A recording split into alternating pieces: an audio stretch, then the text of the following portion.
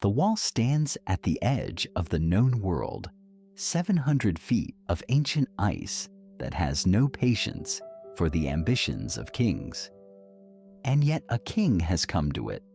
Stannis Baratheon, first of his name in his own estimation, stands within the frozen corridors of Castle Black and considers a young man who has already refused him once. He does not take refusal easily. He never has. But Stannis is not a man who mistakes stubbornness for strength. He is a man who mistakes nothing. And that precision is both his greatest virtue and his most persistent wound. What if the offer had simply ended there? What if Stannis had accepted the refusal, ridden south to press his claim by other means, and left Jon Snow to his black cloak and his vows? The war for the Iron Throne might have ground forward on its familiar axes. The great houses might have continued their exhausting arithmetic of betrayal. But Stannis does not ride south. Not yet. He sits across a rough-hewn table from Jon Snow, and he listens to the silence between them with the attention of a man reading a battle map. Jon has declined the legitimization. He has declined Winterfell. He has named his vows and meant them. Stannis hears every word of it and files each one in the particular chamber of his mind, reserved for facts that are inconvenient but not yet decisive. He watches the young man across the table. The gray eyes, the stillness, the quality of restrained grief that clings to him like weather. And Stannis performs a calculation he has not shared with anyone in the room. A man who refuses power when it is freely offered is either a fool or someone who understands power more completely than those offering it. Stannis has known too many fools to mistake one here. Jon Snow is not refusing out of weakness. He is refusing because his word is the only thing he considers entirely his own. That Stannis recognizes. That he respects in the particular way he respects anything. Without warmth, but with complete and unambiguous acknowledgement, he slides a different piece across the board. Davos Seaworth stands near the door, as he often does, positioned between his king and whatever complications the world has arranged this time. He watches Stannis lean forward, watches the quality of the room change, and understands before the words arrive that something is about to be made permanent. Davos has a gift for sensing the moments history uses as hinges. Stannis speaks plainly because he speaks no other way. If his own line fails, if Shireen does not survive what is coming, if the throne passes through catastrophe into a vacancy that must be filled, he needs an heir whose claim carries weight and whose character will not dissolve under pressure. He has observed Jon Snow command men under fire. He has watched him make decisions that cost him personally. He does not say that he admires this. He does not finish that particular sentence. He does not need to. What he offers instead is a royal decree. Not lordship, not legitimization of the Stark name, though that remains on the table should Jon ever seek it. An heirship, a contingency written in law and sealed with the king's own mark, witnessed and recorded, naming Jon Snow the successor to the Baratheon claim to the Iron Throne, should Stannis and all his issue die without succession.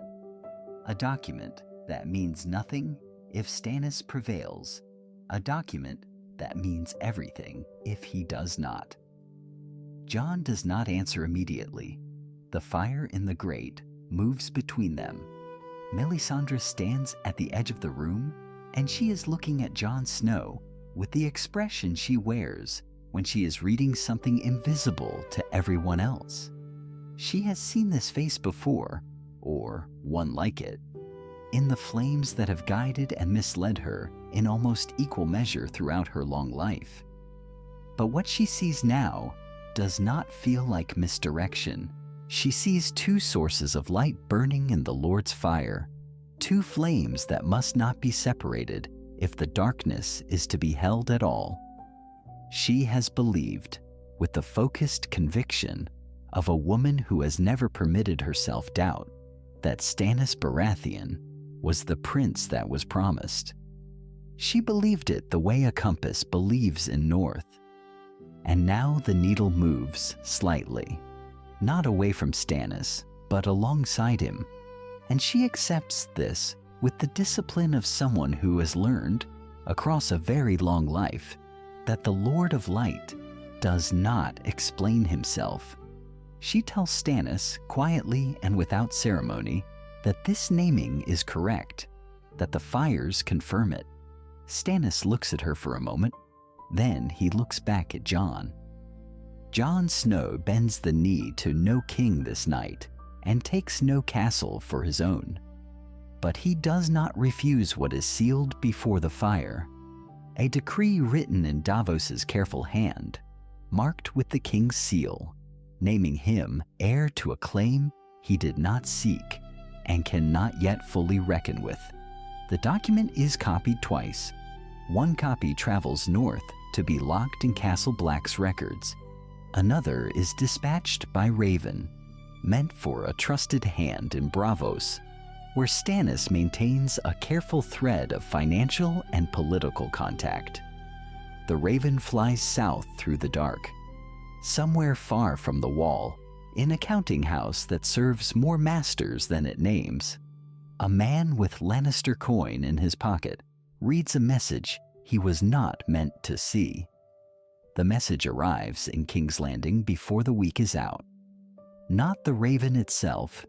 That particular bird lands elsewhere, its leg band stripped clean by hands practiced in quiet theft. But the intelligence it carried, copied in a different hand onto a smaller slip of parchment, finds its way through the layered machinery of Lannister surveillance until it rests at last on a table in the Tower of the Hand. Cersei Lannister reads it once. She sets it down. She reads it again. The small council convenes that same afternoon, and the mood in the chamber is the particular kind of studied calm that powerful men perform for one another when none of them wish to be seen as alarmed. Grandmaster Pycelle murmurs that Stannis has grown erratic, that the cold beyond the Wall has done something to his judgment. Mace Tyrell agrees with the automatic enthusiasm of a man agreeing with whatever the room seems to prefer. There is talk of the decree being invalid, the bastard's name unsuitable, the entire affair a symptom of a failing pretender's need to manufacture relevance. Cersei listens to all of it. She says very little.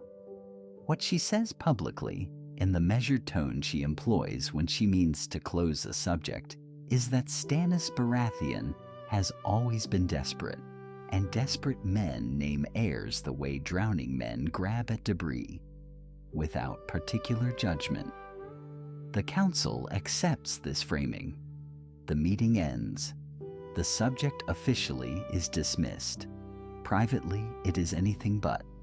Qyburn receives her that evening in his chambers, where the air carries the faint metallic sweetness that she has learned not to think too carefully about. She does not give him the parchment.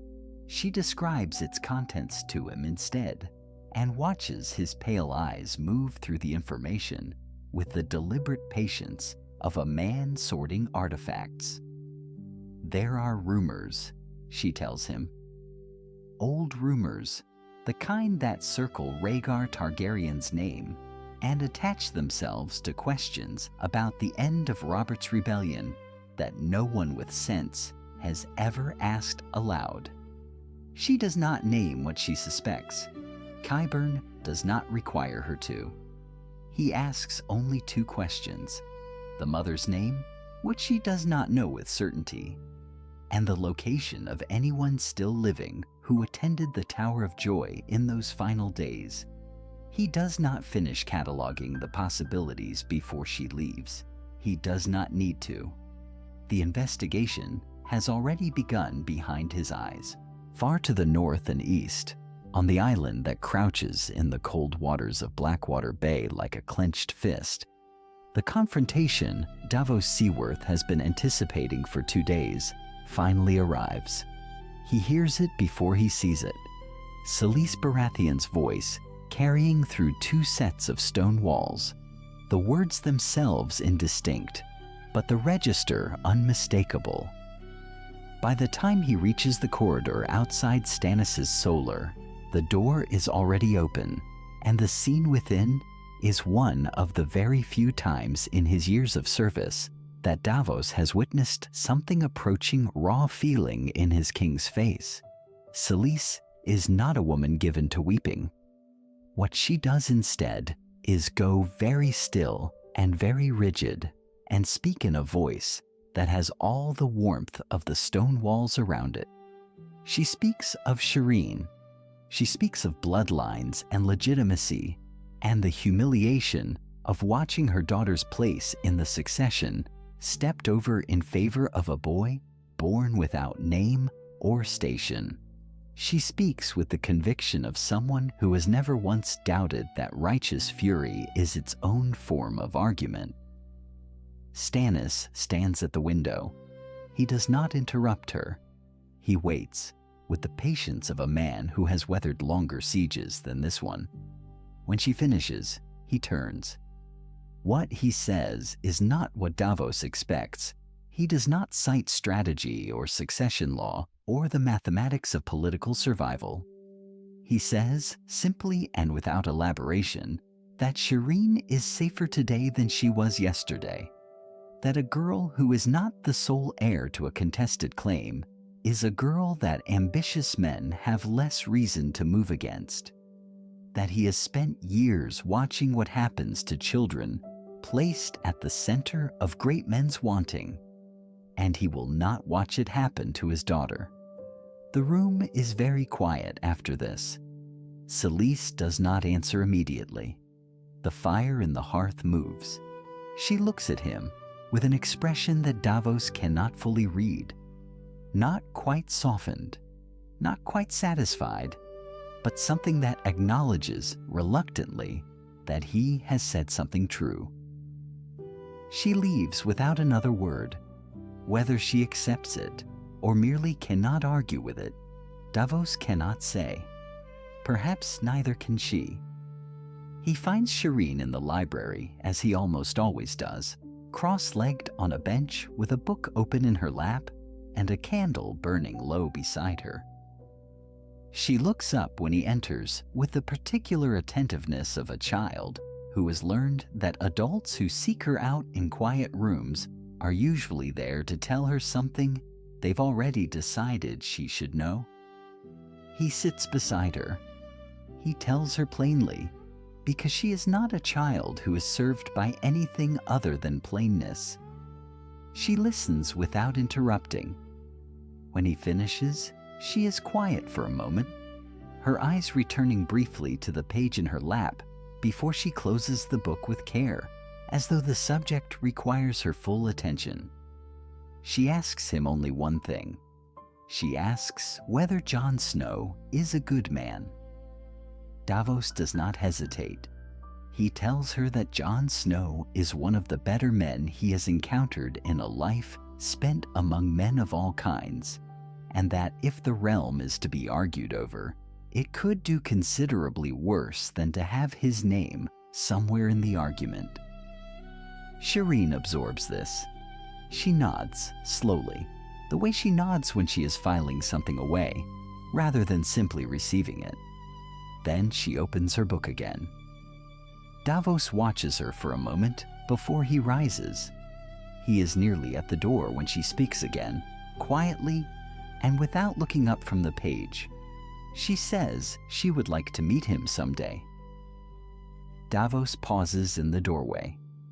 He says that he thinks that day will come sooner than either of them expects. He steps out into the corridor and pulls the door softly closed behind him. Somewhere in the castle below, a raven's cage is being opened. A new message is being prepared, bound for a set of eyes that have been waiting in a cold castle at the edge of the world for word of how the South received the news. The message arrives before dawn, carried by a bird that beats its dark wings against the gray sky of the north and finds the tower at Castle Black with the certainty of things that have been expected. Jon Snow is already awake. He is almost always already awake at this hour, standing at the window or walking the wall's top in the cold that most men flee from, but that he has come to treat as a kind of companion. He reads the letter twice, then he folds it and holds it in his hand and looks out at the world beyond the wall, at the tree line where the darkness between the pines is absolute and alive with things that do not sleep. What Stannis has written is not a request. It is not quite a command either. It is something more deliberate than both, an accounting. A king setting down in careful language the precise nature of a decision already made, as if the act of writing it has less to do with informing Jon Snow than with making the thing permanent, witnessed, real. The decree exists. The seal is Stannis' own. The language is unambiguous. Jon Snow, bastard of the late Lord Eddard Stark, is named heir to the Iron Throne in the event that Stannis Baratheon dies without legitimate issue. There are conditions and clauses and the cold architecture of legal intent built around it, but the center of it is simple and it does not bend. Jon reads it a third time. He does not feel what he perhaps expects to feel. There is no elation. There is something closer to the sensation of a stone being placed across a threshold, the quiet, irreversible weight of a door that will not open the same way again. Sam finds him later that morning, or perhaps it is Sam who has been found, since Jon walks directly to the library with the letter still in his hand and stands in the doorway until Sam looks up from whatever page he has been hunched over. Sam sees the expression first, before the letter. Sam has always read Jon's face the way other men read maps, looking for the terrain before worrying about the route. He sets his quill down carefully, the way a man sets something down when he senses the conversation ahead will require both hands. Jon tells him, not everything at once, but enough, and then the rest, because Sam is Sam, and there is no strategy in withholding things from people who are going to help you carry them. Sam listens without interrupting, which is not entirely natural for him, and his silence has the quality of someone constructing thoughts rather than simply absorbing them. What Sam says when he finally speaks is not what Jon expects. He does not talk about honor or legitimacy or the strangeness of a bastard from the wall being drawn into the great game that has consumed the South for years. He talks about armies. He talks about ravens and supply lines and the cold mathematics of what it costs to defend a wall that the realm treats as an abstraction until the things beyond it stop being one. He says that a Lord Commander commands 500 swords on a good day, cold men with empty bellies, and the knowledge that the world has largely forgotten them. He says that a king's heir commands something different entirely, commands the logic of succession, the allegiance of lords who will fight for a throne when they will not fight for a wall, commands the attention of a realm that has never once in its history looked north and understood what north truly meant. Sam does not finish every sentence. He does not need to.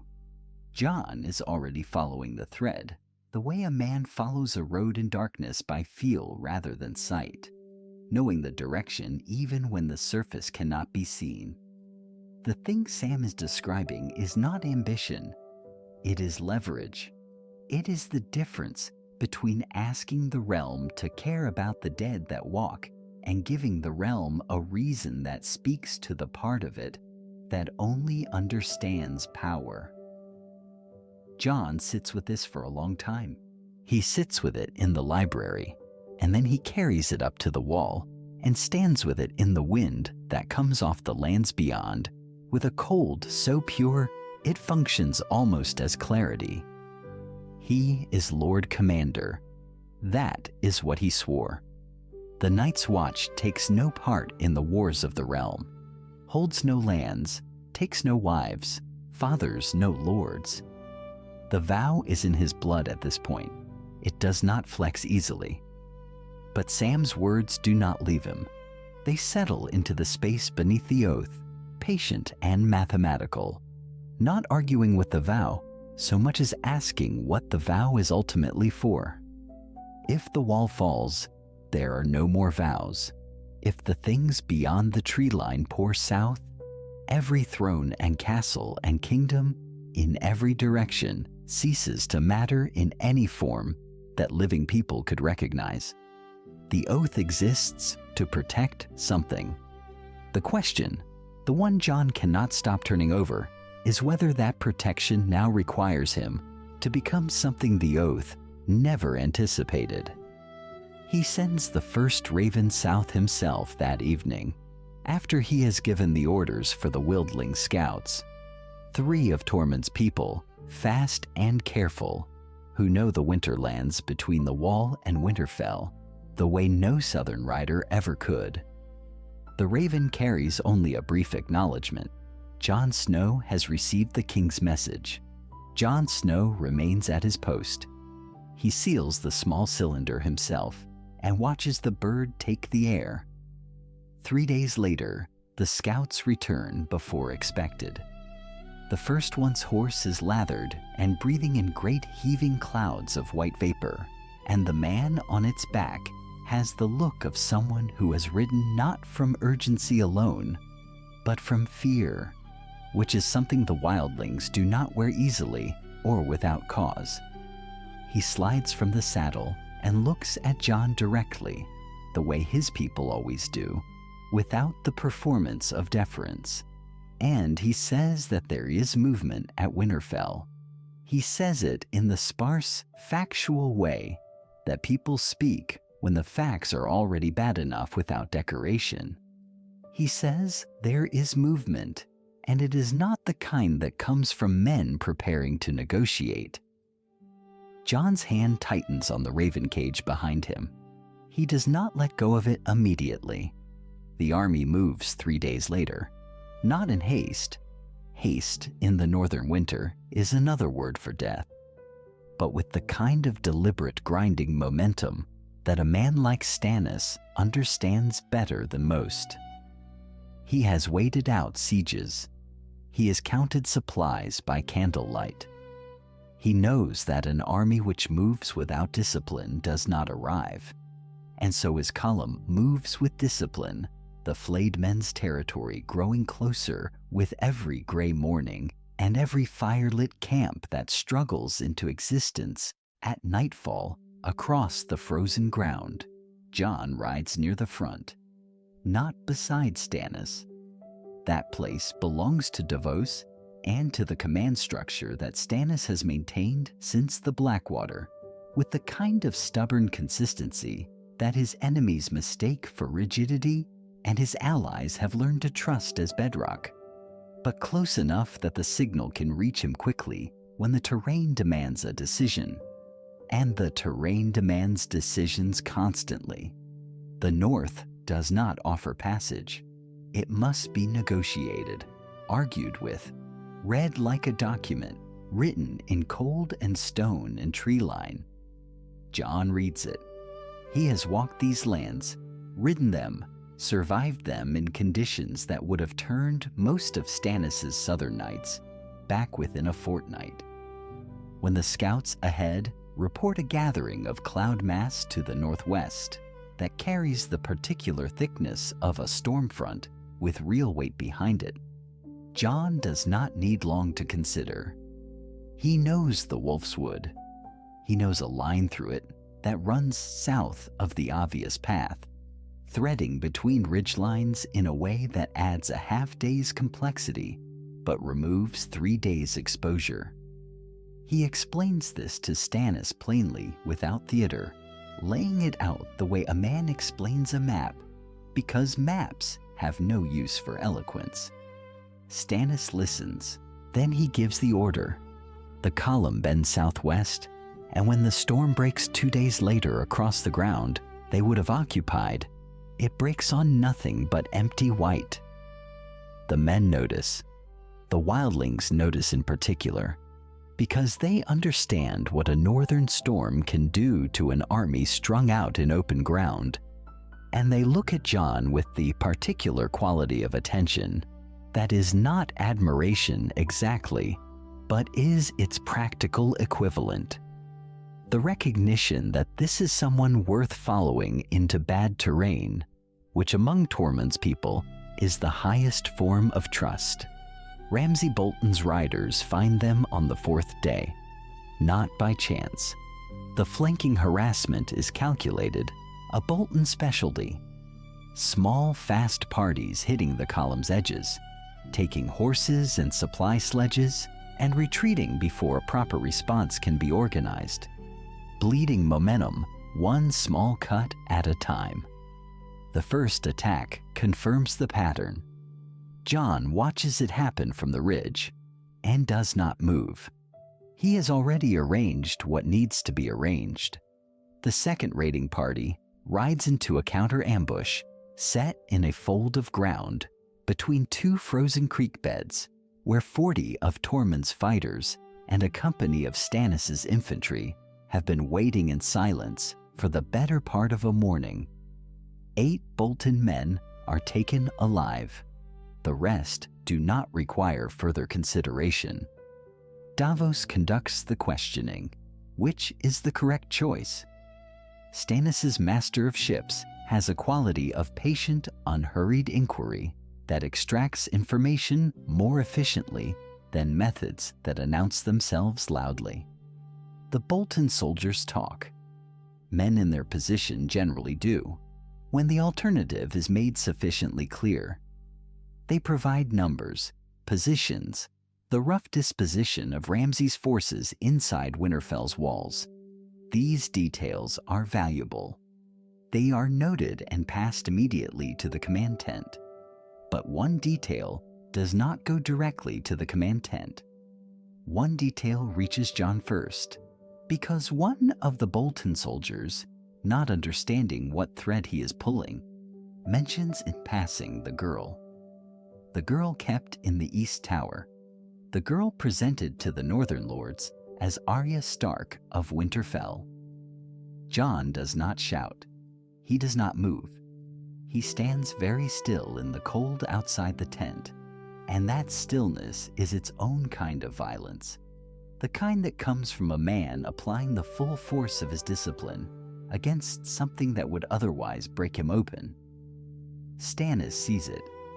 Stannis has been watching Jon Snow with the careful, unbroken attention of a man who has been evaluating this arrangement since Castle Black, measuring the distance between what he was told about the bastard of Eddard Stark and what he has actually witnessed. And what he witnesses now is not weakness. It is the opposite. It is a man holding himself together through sheer constructed will, while everything underneath strains against the containment. Stannis crosses the distance between them without theater. He does not perform sympathy. He has not been built for it, and would not insult either of them by attempting the performance now. He stands beside Jon and looks at the same middle distance Jon is looking at, the tree line and the dark sky, and the low smear of cloud that promises more weather before morning. He says that Winterfell will be taken. He says it the way Stannis Baratheon says most things, not as reassurance, not as comfort, but as statement of strategic fact, as if the outcome has already been calculated and found to hold. And then he says something further. He says that everyone inside those walls will be accounted for. Every person, without exception. Jon turns to look at him. The wind moves between them, cold and indifferent. Stannis meets his gaze with the same flat, unyielding attention he brings to everything. Neither man speaks again for a long moment. The camp moves around them, fires being built, horses being tended, the army settling into the rhythm of another hard night in the open north. And somewhere ahead, behind walls that were once a home, a girl waits in an east tower while Ramsay Bolton's sentries walk the battlements and the darkness comes down complete and final over Winterfell. The battle comes before dawn. Stannis chooses the hour deliberately, as he chooses everything, not from impulse, not from drama, but because the calculations favor it. Bolton's sentries are at their coldest and most inattentive in the hour before first light.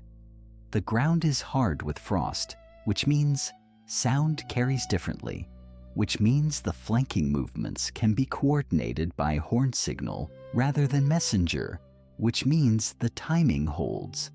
These are the kinds of details that win battles, and Stannis Baratheon has always understood that wars are decided not by glory, but by arithmetic. Jon takes the wildlings east. This is the thing the Bolton commanders do not expect and cannot quickly adjust for. That the force moving against their right flank does not behave like a conventional military unit, does not hold formation, does not press in the orderly way that Bolton cavalry is trained to counter. Tormund Giantsbane leads 300 free folk through terrain that Bolton scouts had marked as impassable, because the free folk have been passing through terrain that lords call impassable for 10,000 years. They come through the dark like something older than the war itself, and the eastern flank of the Bolton line buckles and then breaks before the center has fully engaged. The center engages anyway. Stannis sees to it personally.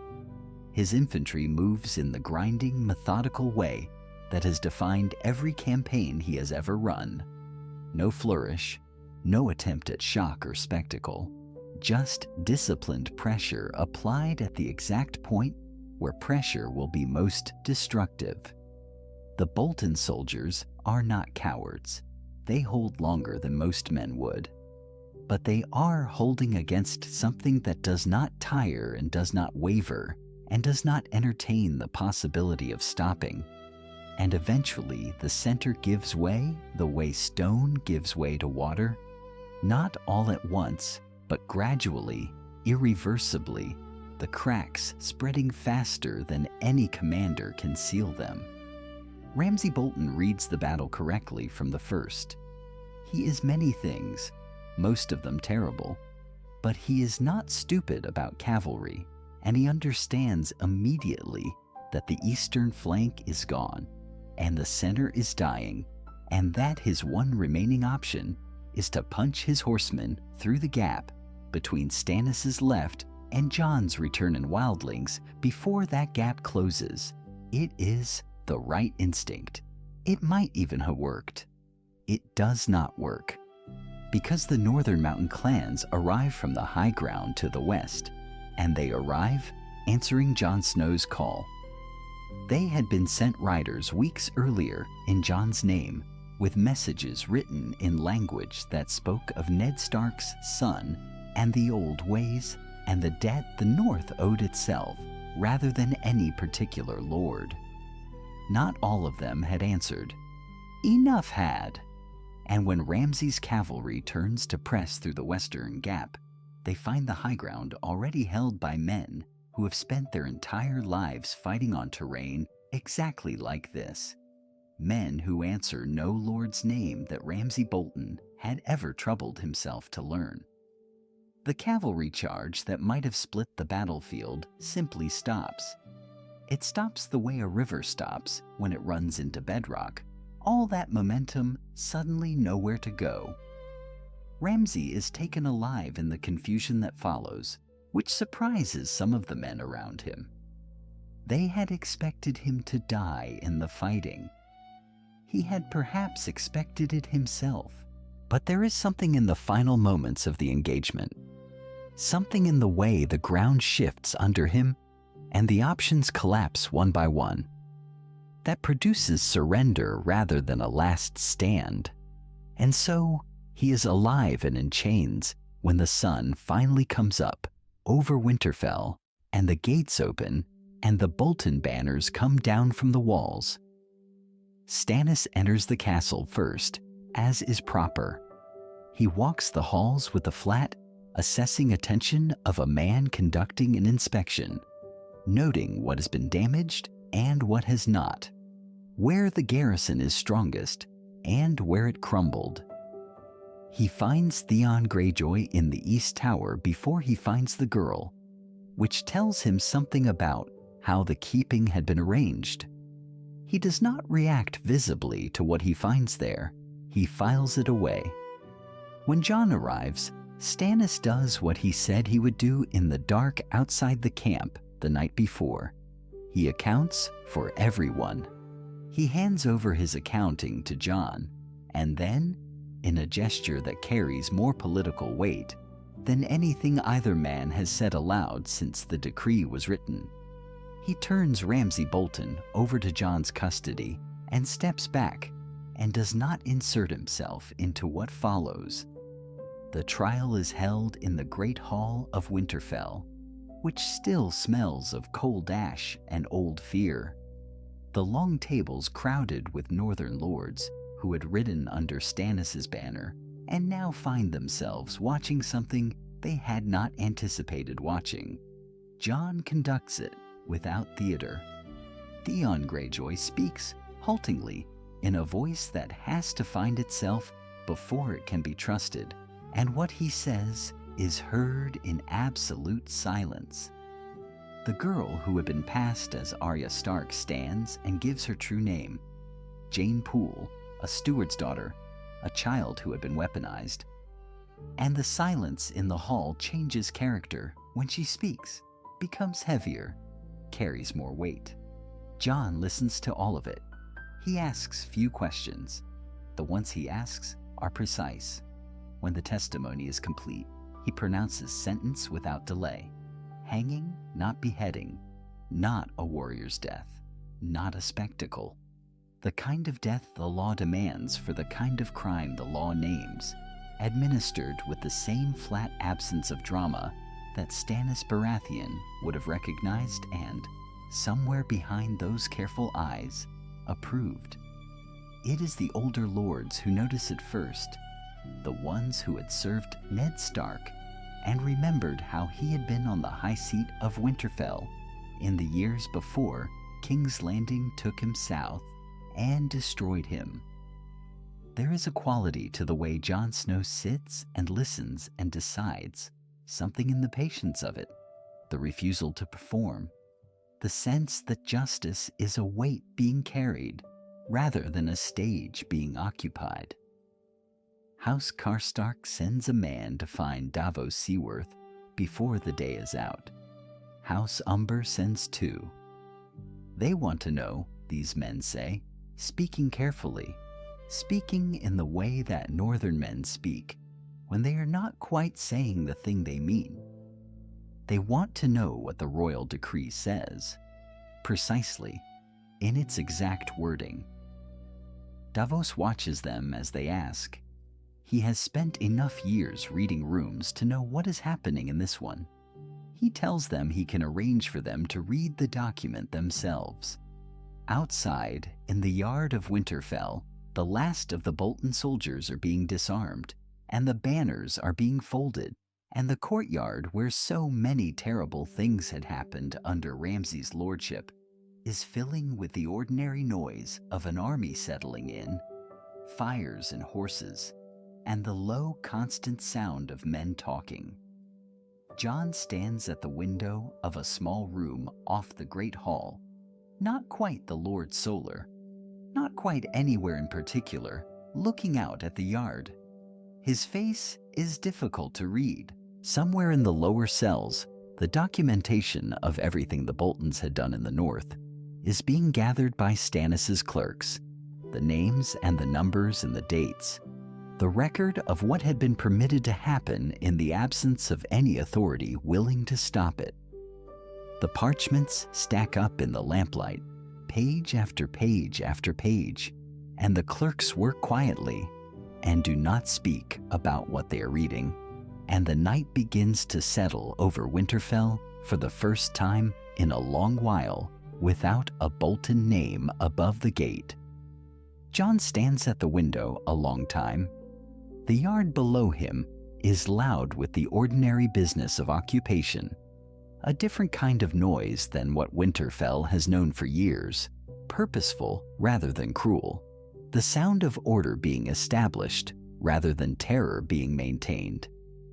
He watches a sergeant redirect a supply cart. He watches two men argue cheerfully over the placement of a brazier. Small things. The kind of small things that, accumulated over days and weeks, become the texture of a functioning castle rather than a prison. He watches them and says nothing, and eventually turns from the window. What Stannis offers him the following morning is a role of Castellan, not warden, not lord. Castellan, the administrator, the man who keeps the castle running while the king attends to larger business. It is a precise distinction, and Stannis makes it precisely, laying out the terms across a table in the Lord's Solar as though presenting the clauses of a treaty. Jon will manage the day-to-day governance of Winterfell and the surrounding holdfasts. He will hear petitions from northern lords. He will coordinate the movement of supplies along the northern roads, and he will remain close enough to the wall that his knowledge of what lies beyond it can be applied to whatever decisions Stannis makes regarding its defense.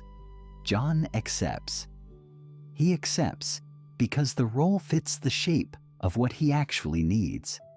Proximity to Castle Black, legitimate authority over northern logistics, a formal channel through which the concerns of the Night's Watch can reach a king who, unlike most kings, has actually stood on the wall and looked north and understood what he saw there. He accepts because Stannis is not offering him comfort. He is offering him utility. And Jon Snow, who has been a bastard and a brother of the Watch and a man without a house above his name, understands utility better than he understands almost anything else. The northern lords begin arriving within the week. They come cautiously, testing the new arrangement the way a man tests ice on a river, pressing one foot down and waiting to see if it holds. Stannis receives them with characteristic bluntness, offering no warmth, but also no cruelty, which is itself a kind of relief after what the North has endured. Jon sits at the table in most of these meetings.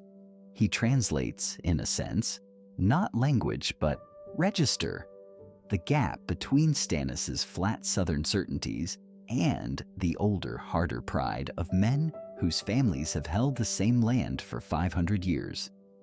Stannis notices. He does not say so.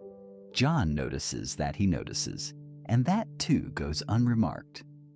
This is the working language of their arrangement.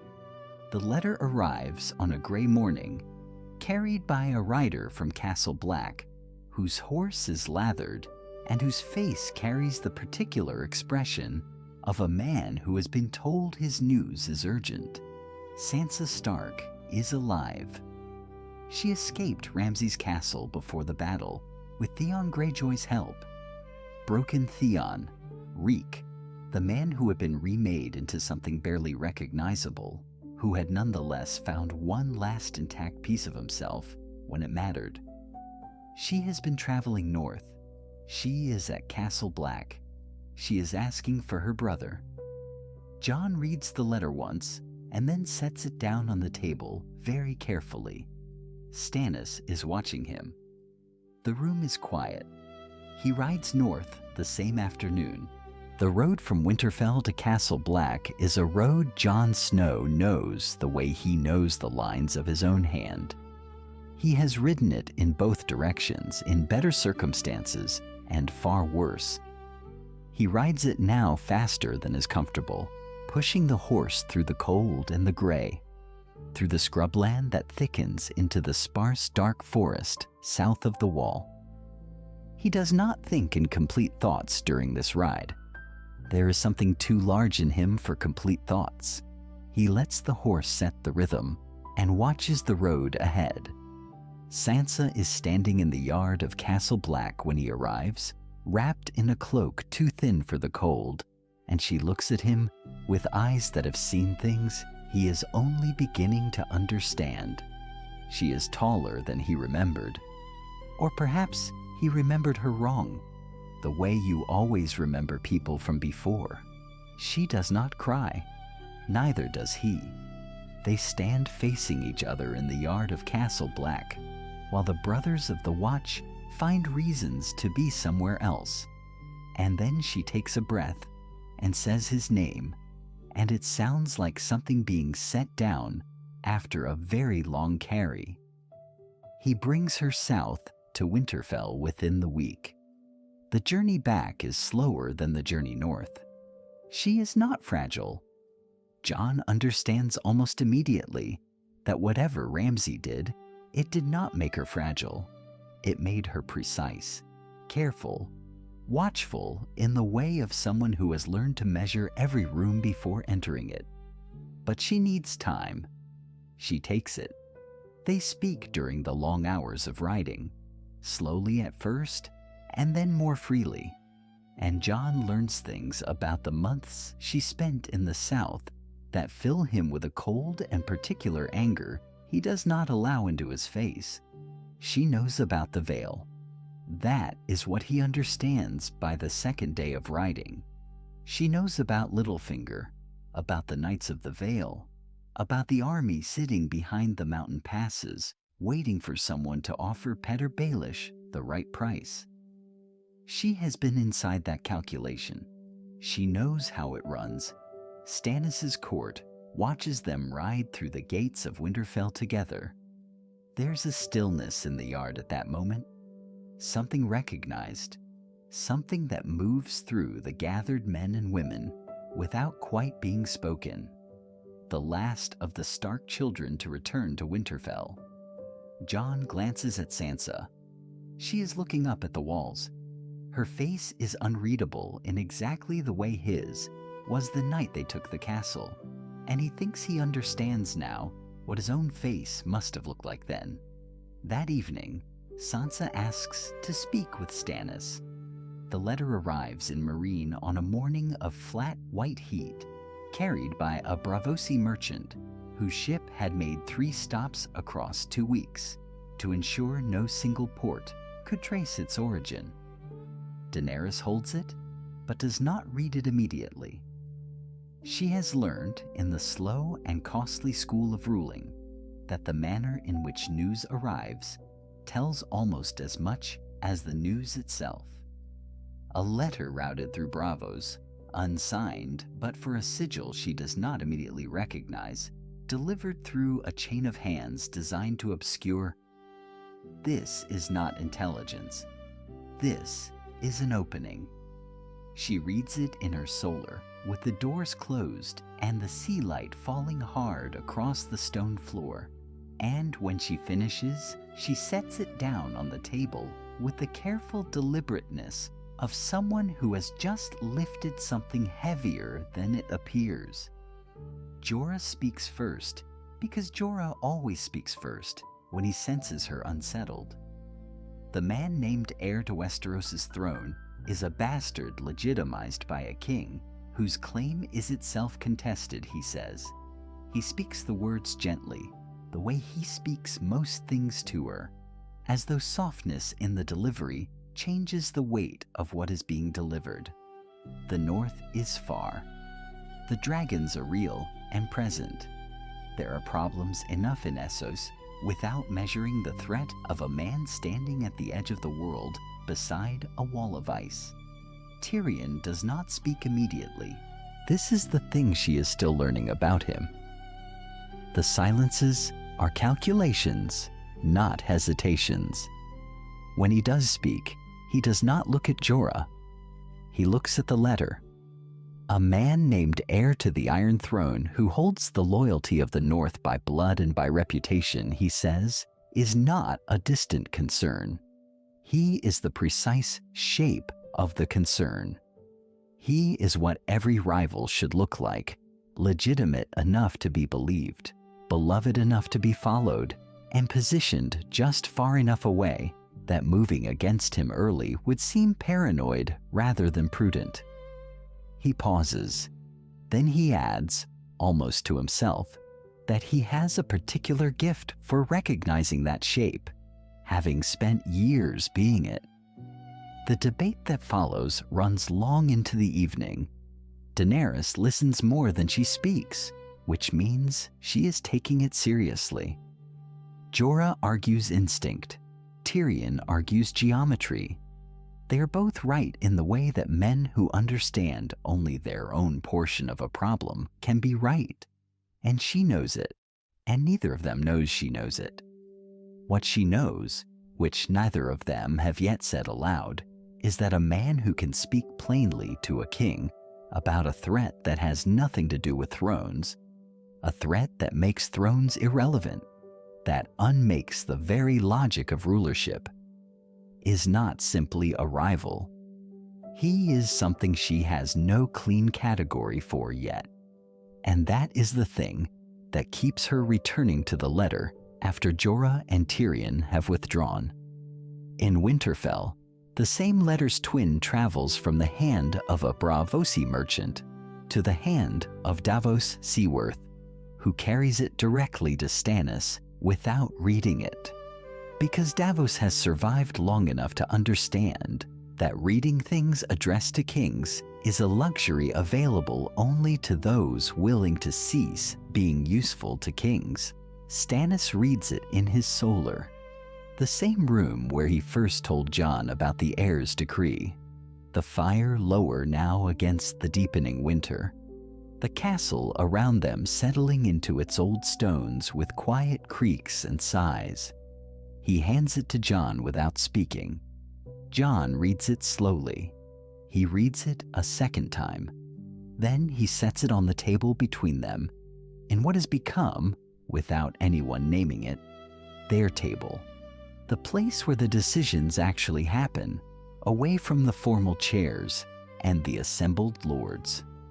Davos asks whether it is genuine. It is precisely the right question, and Stannis says so with a slight inclination of his head. That is, for Stannis, nearly a compliment.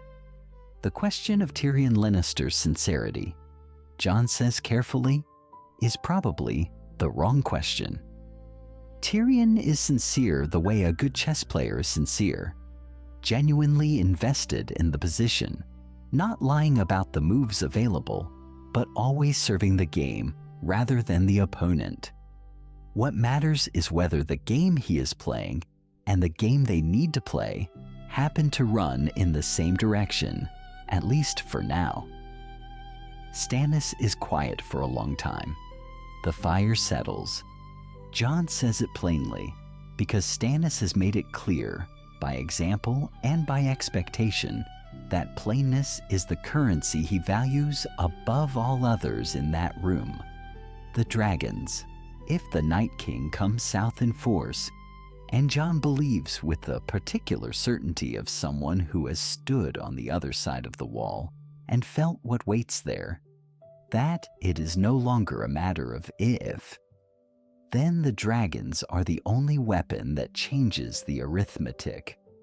Not Lannister gold, not the Knights of the Vale, not even Stannis' own iron discipline.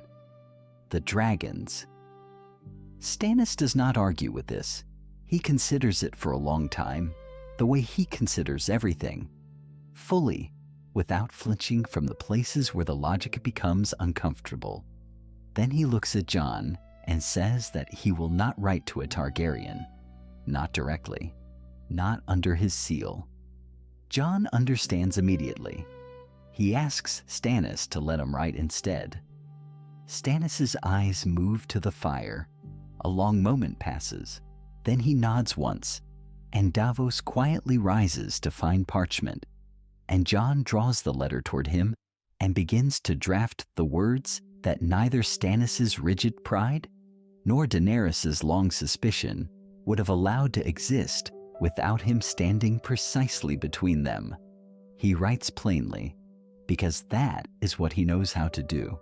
He writes about the wall, about the cold, about the things he saw in the dark beyond Eastwatch that he has not put into language for anyone but Sam and Davos and Stannis himself. He writes that the matter of the Iron Throne can be discussed by people with the patience for it. He writes that there is something older and more dangerous than the matter of the Iron Throne, and that a queen with dragons has something that nothing else in the known world possesses, and that he is asking, not demanding, not negotiating, asking, that she send someone north to hear what that means in full. He does not sign it as Stannis' heir. He signs it as Jon Snow, Lord Commander, in the way he still thinks of himself, in the title that feels most honestly his. Davos reads it over his shoulder when he finishes and says nothing for a moment. Then Davos says, "It is a good letter." Coming from Davos, who weighs words the way other men weigh gold, this is not a small thing. The letter is sealed and given back to the Braavosi merchant before the sun rises on Winterfell, riding south again through the cold dark. And in the Great Hall, where the night's business is still unfinished, Sansa Stark sits across from Stannis Baratheon, and the conversation between them has been running for an hour already, and it has not yet arrived at the place where either of them is willing to say what they actually mean. The fire in the great hearth of Winterfell has been burning for 3 hours when Melisandre sees it. She has performed this ritual 100 times across 12 kingdoms, in throne rooms and war camps, and the rolling decks of ships crossing the narrow sea. She has stared into flame and received silence, and she has stared into flame and received noise. And she has learned across the long years of her service to the Lord of Light to know the difference between a vision and a wish. Tonight there is no ambiguity. Tonight the fire does not whisper, it declares. What she sees is a woman with dark hair and gray eyes, a woman who carries the look of the North in her face, and a man beside her, silver-haired, beautiful, with a dragon's fire burning in his blood. A ceremony, brief and private, in a quiet tower room somewhere in the south. A septon speaking words that bind, and then a child, small and screaming, entering a world that does not know what it has received. Melisandre does not move for a long time after the vision passes. The fire returns to its ordinary business of burning, indifferent, and she stands very still and does not look at any of the servants who have attended the ritual or at any of the guards positioned at the hall's great doors. She is a woman who has spent decades learning to control what shows in her face, and she controls it now, though it costs her something. The thing she has just been shown is not small. The thing she has just been shown reshapes every calculation she has made in the past 2 years. She had believed in Stannis Baratheon. She had read the flames and found his name there, found the shape of him against the dark, and she had come to him at Dragonstone and offered him the full weight of her faith. And she had meant it. She had not been lying to him. She had believed it entirely, and she still cannot say that she was wrong, because the Lord of Light does not work in straight lines, and his chosen instruments are not always chosen for the reasons they believe themselves to be chosen. But the flames tonight have shown her something that requires her to reconsider what instrument Stannis was actually meant to be. She seeks him in the solar he has claimed as his working quarters in Winterfell's eastern tower. He is awake, as he nearly always is at this hour, with Westeros spread across the table before him in paper and ink, supply routes, castle positions, letters that need answering. He looks up when she enters and reads something in her face before she speaks a single word, because Stannis Baratheon has spent enough time in her company now to know when she arrives with news and when she arrives with something larger than news. She tells him plainly. She has found that plainness is the only language he genuinely trusts, and so she gives him the vision without adornment, without the rhetorical scaffolding she might use with other lords, without portent or mystery. She tells him what she saw: the woman, the man, the ceremony, the child. She tells him the names she was made to understand: Rhaegar Targaryen and Lyanna Stark, and the child born of their union in the Tower of Joy, in the last hours of a war that had already consumed them both. Stannis says nothing. He has a particular quality of silence that differs from other men's silences. Other men go quiet because they have nothing to say, or because they are afraid, or because they are gathering themselves. Stannis goes quiet because he is calculating, and the calculation is exhaustive, and he will not speak until it is complete. Melisandre has learned to wait inside these silences without interpreting them as anything other than what they are: the turning of a very precise and very cold machine inside a man who believes that precision and coldness are the highest virtues available to him. The fire in the solar burns. Somewhere below in the yard, a horse shifts in its sleep. A draft moves through the gap beneath the door and troubles the candle on the table's edge. If Jon Snow is Rhaegar's trueborn son, Stannis says at last, not as a question, then Targaryen succession places him ahead of any Baratheon claim. The right of it does not bend for preference. He does not say this with anger. He does not say it with grief. He says it the way a man reads an unfavorable clause in a contract, recognizing it fully, refusing to pretend it says something other than what it says. Melisandre confirms that this is what the flames have shown her. She does not embellish it. Stannis stands, and he moves to the window, and he looks out at the dark courtyard of Winterfell below, with his hands clasped behind his back in the posture he has worn since childhood, the posture of a man bearing weight he considers his responsibility to bear without display. He stands there for a long time, long enough that the candle on the table gutters once and steadies itself again. Then he says that this changes everything, not as a lamentation, as a fact. The voice of a man updating his map. He turns from the window and tells her to say nothing of this to anyone. Not yet. He will need Davos before the night is out, and there are letters to write. And the citadel at Old Town holds records that have not been properly examined, and he wants scholars, real scholars, not priests, not prophets, not men with stakes in any particular answer, to go through the records of Rhaegar's annulment and whatever documentation can be found of a marriage contracted in secret in the months before the war's end. Melisandre watches him closely as he says this, searching for the thing she has watched great men lose when confronted with information that diminishes them. She does not find it. What she finds instead is something rarer, the willingness to follow a truth wherever it leads, even down from the heights where a man has planted his own ambition. She has served many powerful men, and she has seen very few of them capable of this.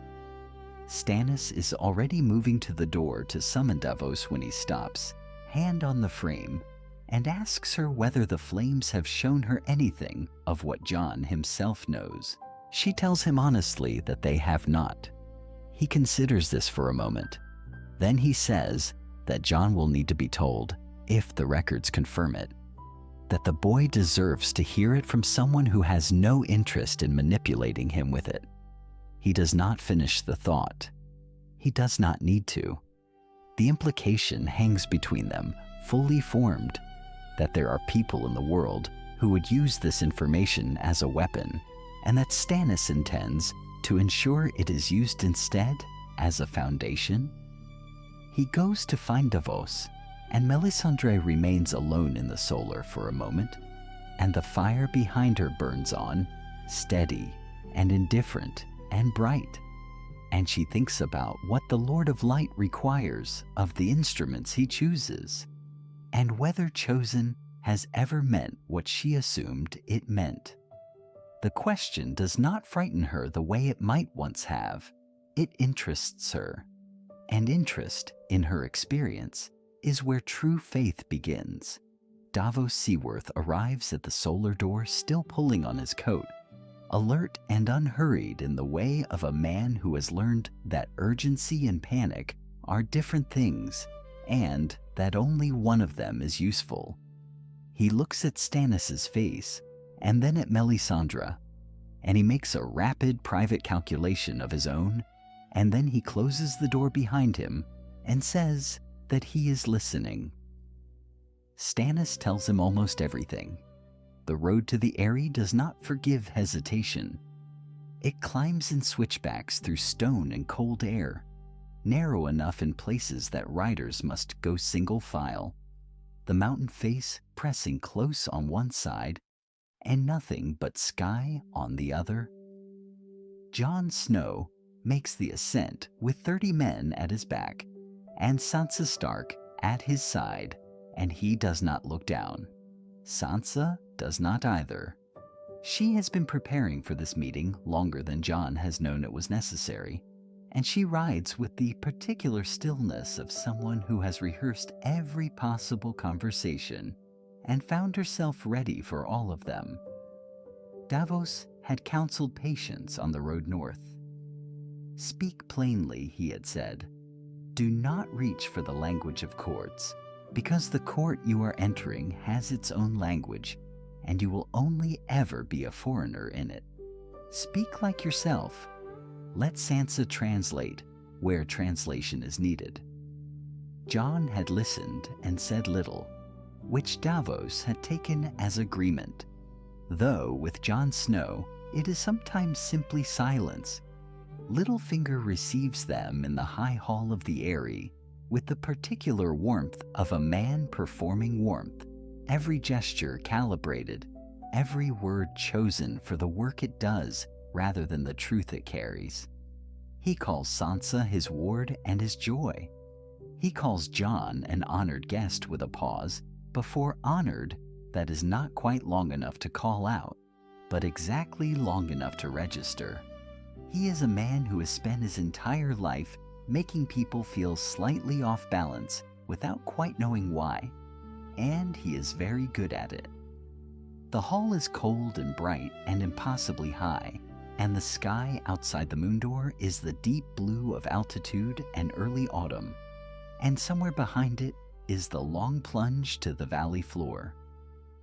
Robin Arryn sees Sansa, and the calculation in the room shifts immediately.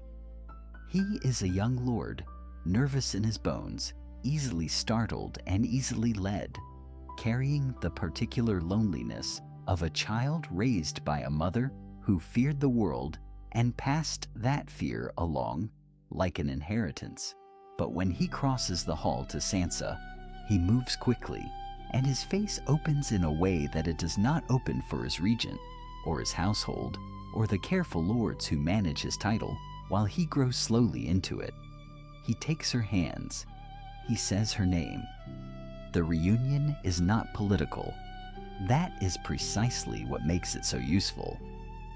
Sansa had understood this before she agreed to come at all. She had understood that Robin's affection for her was the one currency in this hall that Littlefinger could not counterfeit, because he had not manufactured it and could not control it, and had, perhaps, never adequately anticipated it. Littlefinger watches this with a smile that does not change, and behind the smile, his calculations are running very fast. When Jon is presented, Littlefinger begins his work smoothly. He speaks of the troubles in the north with careful sympathy. He frames Jon as a young man of uncertain lineage, navigating uncertain times. He does not say bastard. He does not need to. He shapes the air around the word so carefully that it is present without being spoken, a ghost of implication haunting every sentence. He says that the Vale has always honored its commitments. He says that Lord Robin must be careful, at his young age, about which commitments those are. Jon lets him finish. This is the coached response, the one Sansa had walked him through twice on the road and once at camp the night before. Do not interrupt. Do not rise to it. Let him complete the architecture of his argument and then speak past it as if it were not there. Jon looks at Robin Arryn and he speaks about the wall, not about politics, not about succession or Stannis or the careful machinery of the realm's competing claims. He speaks about what he has seen beyond the wall, and his voice carries the weight of a man describing something real. Because it is real. Because Jon Snow has stood at the edge of the world and seen what waits there, and that experience does not translate into rhetoric. It simply lands. He speaks about Jon Arryn, the man Robin barely knew, the father who had died too soon and too strangely and too far from home. He says that Jon Arryn was a man who understood duty as a shield held for others rather than a gate held against them. That the Knights of the Vale were his legacy. That the question before Robin now is what that legacy means. Robin is moved and frightened in equal measure, and both of those things are working in Jon's favor. Littlefinger speaks again. He pivots fluidly, trying to reframe, trying to reposition, and Sansa cuts him off with a gentleness so precise it amounts to violence. She does not argue with him. She simply speaks to Robin as his cousin, as someone who has traveled a very long and very dangerous road to be here. And she asks him a simple question. She asks him who in this room he trusts. Robin looks at Sansa. He looks at Littlefinger. He does not look at Jon because he does not need to. Jon is beside Sansa, and that is enough. The pledge comes haltingly, in the voice of a young man not yet sure how to carry the weight of his own decisions. But it comes. The Knights of the Vale will ride for Stannis Baratheon's cause. The Moongate is open. Littlefinger does not move immediately. He is still calculating. He is calculating the road down the mountain, the ships at Gulltown, the names and locations of people who owe him favors, and the distance between here and somewhere he could still be useful. He is a man who has never stopped moving, who has survived every room he has ever been in by knowing where all the exits were. But Sansa has been watching him watch the exits for the better part of 2 days now, and she gave the orders to Sir Lyn Corbray's men before she ever entered the hall. Littlefinger gets 3 steps toward the door. The men who stop him are polite about it. This matters to Sansa. The arrest is clean, formal, conducted without raised voices. Littlefinger looks at her over the shoulder of the guard holding his arm, and for just a moment, the performance drops entirely. And what is underneath it is something close to admiration. He had taught her to read rooms. He had not quite anticipated that she would read this one so thoroughly. They bring him back to Winterfell in chains, and the journey south is long and cold and entirely without incident, because Littlefinger is a man who survives by talking his way through things, and everyone on that road has been specifically instructed not to talk to him.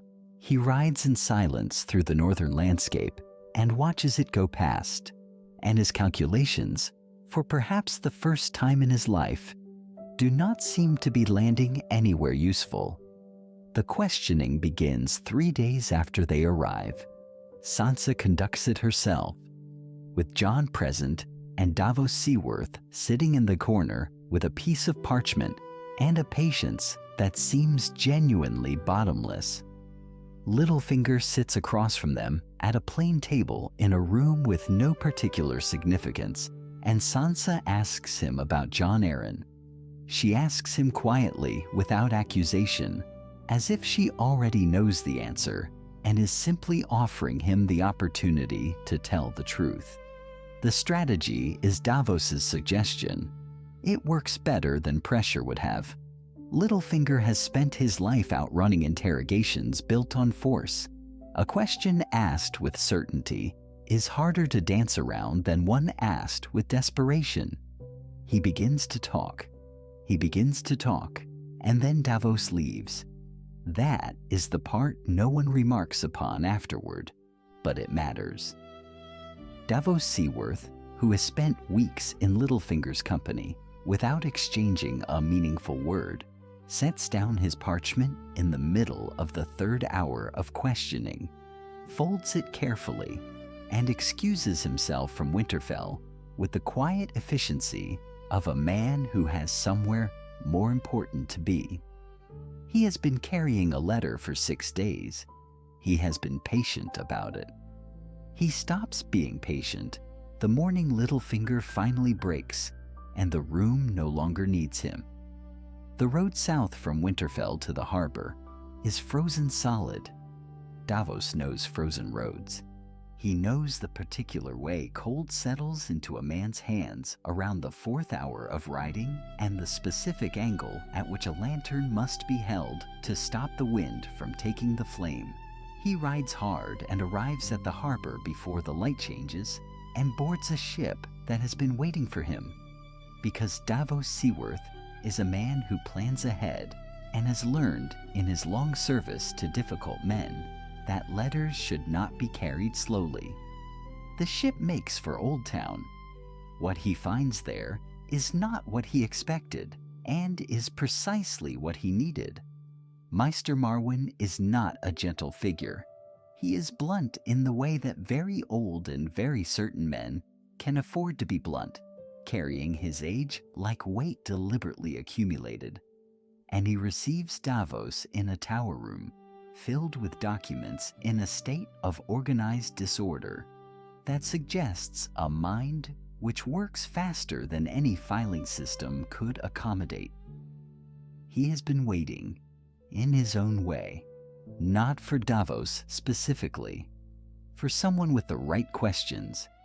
The documents are old and bear the seals of 3 separate archmeisters, cross-referenced and authenticated against records the Citadel has kept for reasons that had nothing to do with succession and everything to do with the institutional compulsion to record. A marriage annulment requires witnesses. Witnesses leave names. Names appear in other records. Marwyn has followed the chain with the relentless patience of a man who finds the truth more interesting than the consequences of finding it. And what the chain leads to is not ambiguous. Rhaegar Targaryen dissolved his marriage to Elia Martell through the formal channels available to a crown prince acting under specific religious and dynastic provisions. He then, in the shadow of a tower in Dorne, with 2 witnesses whose names are also recorded, married Lyanna Stark in a ceremony that was lawful under every applicable tradition. The child born of that union was legitimate. The child born of that union was the heir to House Targaryen. The child born of that union has been living at Winterfell under a name that was never truly his. Davos sails back north with Marwyn and the documents in a sealed chest, and says very little during the crossing. Marwyn says rather more than expected. He speaks about the patterns of history, about the way truth tends to survive despite the intentions of the people who try to bury it, about the particular irony of records kept for administrative convenience becoming the hinge on which kingdoms turn. Davos listens. He is good at listening. They arrive at Winterfell in weather that does not accommodate ceremony. Snow is coming down in the particular sideways fashion that the North specializes in, and the castle receives them without fanfare because Davos has sent no word ahead, and fanfare in this matter would be exactly wrong. Stannis meets them in his solar. He reads the documents twice.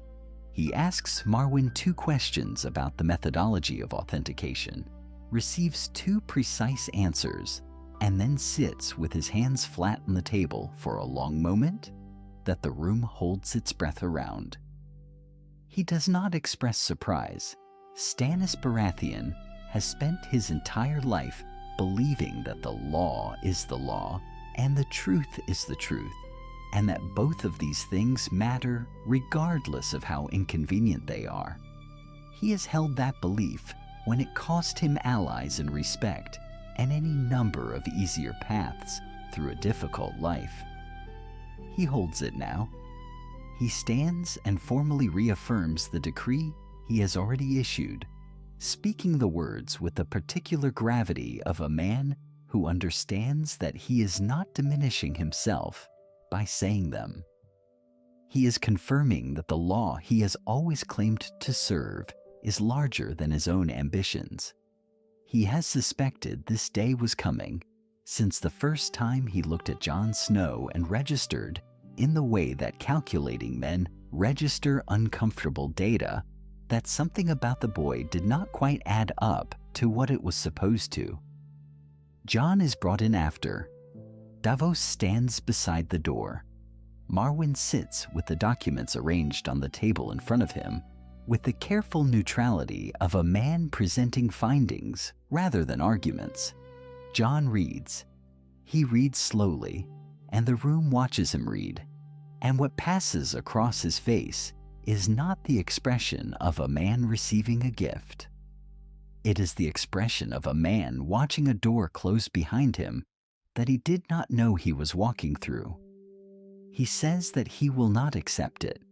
He says it quietly and without drama, the way he says most things, and the conviction in it is genuine and visible. He is not performing reluctance. He has spent his life not wanting the things that power promises, and this is simply the largest version of that same refusal, arriving now with documents and seals and a maester from Old Town who has sailed through winter weather to deliver it. The room is quiet for a moment that stretches into several moments, and then Sansa speaks. Sansa speaks, and then the room moves, and then everything moves, and it does not stop moving for a long time. The fleet arrives at White Harbor on a gray morning when the cold has a particular quality to it, the kind that does not simply settle on exposed skin, but seems to press inward, deliberate and patient, as though the air itself has taken on intent. Daenerys Targaryen stands at the prow of her flagship and looks at the north for the first time, and whatever she expected, whatever she built in her mind across the narrow sea, over years of dreaming about the land her family lost, this is not it. It is bleak and gray and enormous and indifferent to her arrival.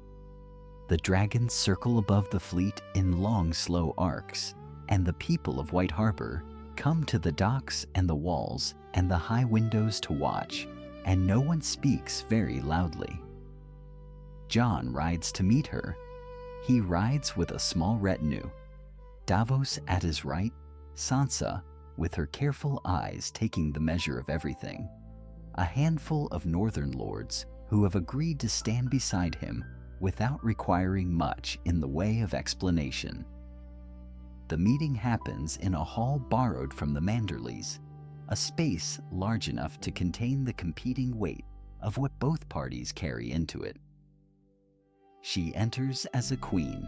He enters as a king's heir who does not especially want to be a king's heir, and this is visible, and she notices it, which is not the dynamic she anticipated, and so the negotiation begins before either of them has spoken a word. Tyrion is there. Tyrion is always there when these things matter. It is his suggestion, delivered in the mild, slightly apologetic tone he uses when proposing things that are actually inevitable, that the crate be brought in. He had arranged it before the fleet departed. A single white, contained, secured, preserved from burning by careful measures that cost 2 good men their lives in the capturing of it. It is brought into the hall on a cart, and when the locks are undone and the lid is lifted, what follows is the most efficient diplomatic argument in the history of Westeros. The thing inside does not reason. It does not negotiate. It simply moves, and its eyes are blue, and the sound it makes is not a sound that belongs among the living, and every calculation in the room stops being a calculation and becomes something more fundamental. Daenerys watches it. She is not a woman easily frightened, but her expression shifts in a way that suggests she is recalibrating, rapidly and thoroughly, the relative importance of every grievance and ambition she arrived with. They burn it afterward, and the smell lingers, and nobody returns to discussing terms in quite the same register as before. The march north takes 9 days. The combined host is an extraordinary thing. Stannis' infantry moving with the grinding mechanical precision that their king has always demanded of them, the Knights of the Vale in their bright armor, looking almost decorative against the northern gray, until one watches them train. The wildlings moving the way they always move, like water finding its level through whatever terrain presents itself. The unsullied in their silent columns, the Dothraki riding wide on the flanks with a barely contained velocity that the northern landscape seems almost to resist. Above them, the dragons. Always above them, the dragons. Stannis rides at the head of his infantry. He rides as he has always ridden, upright and without theatrics, because to Stannis Baratheon, the conduct of command is not theater and was never theater. It is simply the execution of obligation. He watches Jon Snow ride out to where Daenerys' dragons circle in the morning air, and he watches the dragon, the black one, the largest, descend to where Jon stands, and he watches the beast lower its head, and he watches Jon mount without resistance, without hesitation from the animal, with the simple ease of a thing recognizing itself. Every man on that field sees it. Stannis sees it. He watches for a long time, and his expression is the expression of a man who has done a great deal of arithmetic and finally arrived at the correct sum. He does not speak. He turns his horse back toward the infantry line and says something to his captain about the formation and the pace. The battle begins at dusk. Darkness falls faster than it should, and the cold becomes absolute, and then the dead arrive. They come in waves that have no end because the dead have no concept of expenditure, no calculus of acceptable loss. They come, and the living lines hold and break and hold again. And fire is the only language the dead respond to. And the dragons write that language across the sky in long screaming arcs that light the field in flashes of terrible orange, and men fall, and wights fall, and the drums of the living line grow ragged in the darkness. Stannis sees the southern flank beginning to fracture. He sees it with the same clarity with which he has always seen tactical collapse, early precisely, without flinching from what the information requires.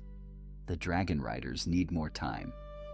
The line needs to hold for minutes more, long enough for Jon and Daenerys to bring the dragons around to the Night King's position, which is close now, visible on a hill of ice above the carnage, watching with a stillness that is the deepest form of contempt. Stannis calls for the reserves, his entire reserve, every man still standing. He leads them personally into the gap. He holds the gap for 11 minutes. This is later calculated by the Maester, who survives the battle and commits the account to parchment. 11 minutes between the moment Stannis leads his reserves into the fracturing southern flank and the moment the Night King falls. 11 minutes of a king who has spent his entire life calculating what duty costs and paying the price without complaint. The southern line holds. The dragons complete their arc, and when the long scream of the Night King's ending rolls across the field like a wave that unmakes everything it touches, every wight on the field simply ceases. They drop where they stand. The silence that follows is so complete, it feels like the world itself has drawn a breath it had been holding for 10,000 years. Stannis Baratheon is found in the silence. He is found where the fighting was worst, where the gap was narrowest, where the reserves hit the deadline and pushed it back by will alone. He is found by Jon Snow, who comes across the field with a torch, and Ghost, moving like a pale ghost at his side.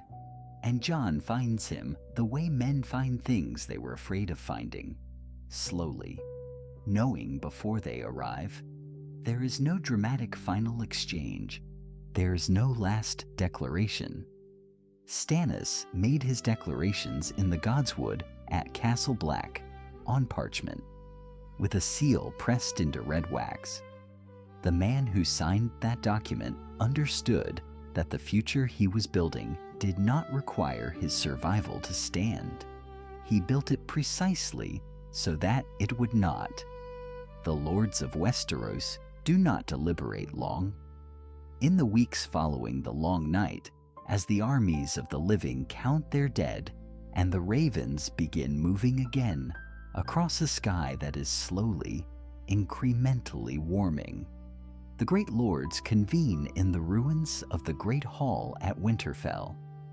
The hall has been hastily repaired, new timber crossing the old stone, fires burning against a cold that has not yet fully released its grip. They come to Winterfell because Winterfell is where the defense held its center. They come because it is Jon's hall, in every way that matters, and because Stannis Baratheon's decree is read aloud in that hall by a Maester who keeps his voice steady by sheer professional discipline. The decree names Jon Snow as heir, and the assembled lords of the North, the Vale, the Riverlands, men who have watched Jon command dragons and hold lines and speak plainly when plainness was the only currency the moment would accept.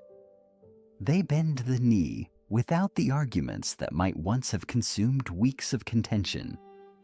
The Stark name carries it for those who might have hesitated. The Targaryen blood carries it for those who believe that legacy matters, and for those who believe in neither name nor blood, but only in demonstrated capacity. There's simply the long winter and the man who helped end it. Jon does not want the crown in the way that men who are dangerous tend to want crowns. This is, in the end, what makes the Lord certain. He accepts it the way Stannis accepted difficult commands, as the shape of the obligation the moment requires, as the thing that must be done because there is no one better positioned to do it, and the realm cannot afford a vacuum. He is proclaimed king in the great hall of Winterfell, and Ghost sits at his feet during the entire ceremony with a stillness that borders on deliberate, as if the direwolf understands the gravity of what is being formalized and has chosen to honor it accordingly. Daenerys does not attend the coronation. This is not hostility. It is Tyrion's architecture. He works the settlement through weeks of careful correspondence, his precise mind finding the seam between what Daenerys requires for her dignity and what the realm requires for its stability.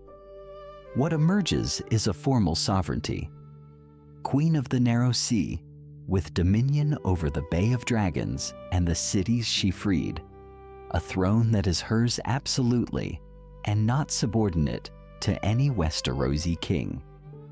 She accepts this with the careful gravity of someone who has learned to separate what she wanted from what is possible, and to find genuine worth in the latter. Tyrion is named Hand of the King, which surprises no one who has watched him work, and he accepts the appointment with a dry remark that is recorded in the official account and quoted by Meisters for generations, because it contains, underneath its surface wit, a precise summary of everything he believes government is for. The reconstruction begins in the first thaw. Jon signs the edicts at Ned Stark's table in Winterfell's Great Hall, a detail he notes internally and says nothing about aloud, because some things are more fully honored by silence than by speech. The Night's Watch is remade into something new, a peacekeeping order for the rebuilt North, its vows stripped of the permanence that always made them a form of erasure. The wildlings receive their lands south of the Wall as full subjects, not as charity, but as recognition. Recognition that they survived the long night too, that their dead are as genuinely dead, that the debt the realm owes them is not abstract. Tormund Giantsbane accepts the proclamation with the expression of a man who suspects a trick and intends to hold the realm to every word of it. Sansa sits beside Jon during the signings. She does not speak, but she reads each document before he signs it, and he waits for her to finish. And this arrangement is understood by everyone present to be precisely what it appears to be: a king who trusts the counsel of someone who understands the North as bone and marrow, and will not let it be managed by those who only understand it as a problem. The fire burns low by the time the last document is sealed. Ghost shifts slightly at Jon's feet and settles again. Outside, the wind that comes off the moor is cold, but it is only winter's cold now. The ordinary cold that the North has always carried. The cold that means seasons and harvest, and the turning of years, rather than the cold that means the end of all of it. A stubborn king stood in a gap on a frozen field and bought 11 minutes with everything he had left. And those 11 minutes were purchased because years before, on a wall at the edge of the world, that same stubborn king chose duty over pride and signed his name beside a bastard's and called it what it was: the right thing, the only thing, the thing the realm required. And that choice, that single unglamorous act of political clarity, is why there is a fire in this hearth at all, and warmth in this hall, and a kingdom that survived its longest night to begin. At last, the long work of mourning